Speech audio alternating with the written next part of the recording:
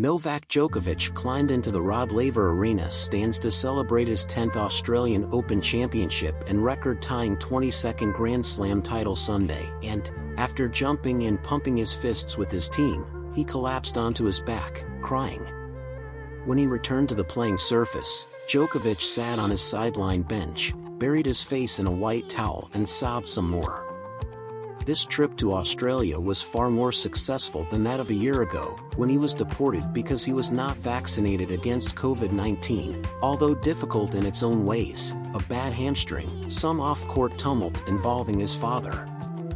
Yet Djokovic accomplished all he could have possibly wanted in his return. He resumed his winning ways at Melbourne Park and made it back to the top of tennis, declaring, "This probably is the, I would say, biggest victory of my life." Only briefly challenged in the final, Djokovic was simply better at the most crucial moments and beat Stefanos Tsitsipas 6-3, 7-6, 4, 7-6, 5. As a bonus, Djokovic will vault from number 5 to number 1 in the ATP rankings, a spot he already has held for more weeks than any other man. This has been one of the most challenging tournaments I've ever played in my life, considering the circumstances.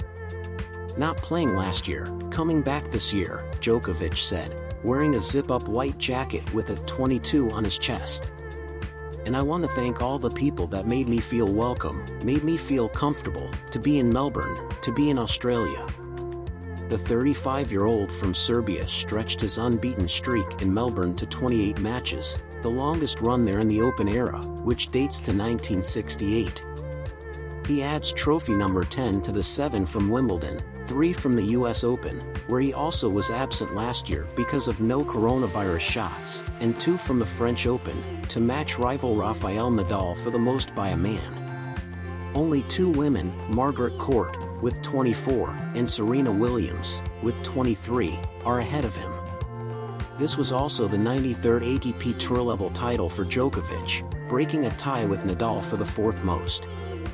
"I would like to thank you for pushing our sport so far," Tsitsipas told Djokovic. "He is the greatest," Tsitsipas said, "that has ever held a tennis racket." Djokovic was participating in his 33rd major final, Tsitsipas in his second, and the 24-year-old from Greece also lost the other, at the 2021 French Open, to Djokovic. On a cool evening under a cloud-filled sky, and with a soundtrack of chants from supporters of both men prompting repeated pleas for quiet from the chair umpire, Djokovic was superior throughout, especially so in the 2 tiebreakers. He took a 4-1 lead in the first, then reeled off the last 3 points.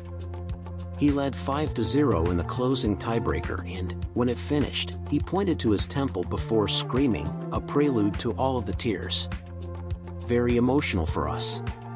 Very emotional for him," said Djokovic's coach, Goran Ivanišević. "It's a great achievement. It was a really tough 3 weeks for him. He managed to overcome everything." Djokovic acknowledged all of the issues created strain for him. "It took an enormous amount of mental and emotional energy," Djokovic said, "to really keep it tight, keep my focus. Keep in mind, it's not as though Tsitsipas played all that poorly, other than a rash of early miscues that seemed to be more a product of tension than anything. It's that Djokovic was too unyielding, too accurate with his strokes, making merely 22 unforced errors, 20 fewer than his foe. Too speedy and flexible on the run, other than when, moving to his left, Djokovic took a tumble. I did everything possible," said Tsitsipas, who also would have moved to number 1 with a victory, replacing Carlos Alcaraz, who sat out the Australian Open with a leg injury. "Perhaps. Yet Djokovic pushes and pushes and pushes some more, until it's the opponent who is something less than perfect on one swing, either missing or providing an opening to pounce." That's what happened when Tsitsipas held his first break point, which was also a set point, while ahead 5-4 in the second and Djokovic serving at 30-40. Might this be a fulcrum? Might Djokovic relent? Might Tsitsipas surge? No. A 15-stroke point concluded with Djokovic smacking a cross-court forehand winner that felt like a statement.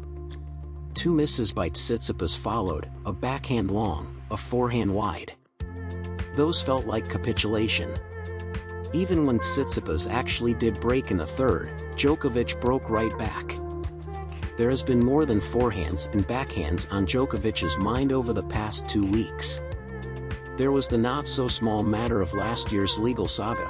He has alternately acknowledged the whole thing served as a form of motivation but also said the other day, "I'm over it," and curiosity about the sort of reception he would get when allowed to enter Australia because pandemic restrictions were eased. He earned a ton of loud support, but also dealt with some persistent heckling while competing, including applause after False Sunday.